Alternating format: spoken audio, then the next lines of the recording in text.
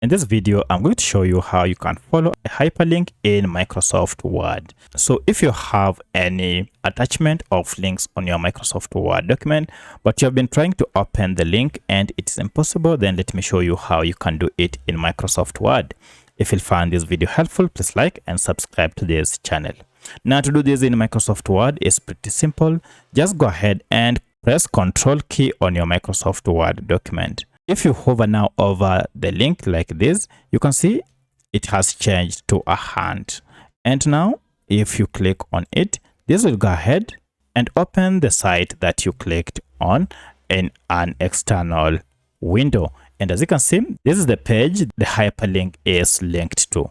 As you can see, this has changed now from blue, indicating it has been clicked on. However, if you just hover over it and click it without pressing Ctrl, you won't be able to open this hyperlink. So that's how you can open a hyperlink in Microsoft Word. If you have any other question, kindly let me know in the comment section. Otherwise, thanks for watching and let's meet in the next video.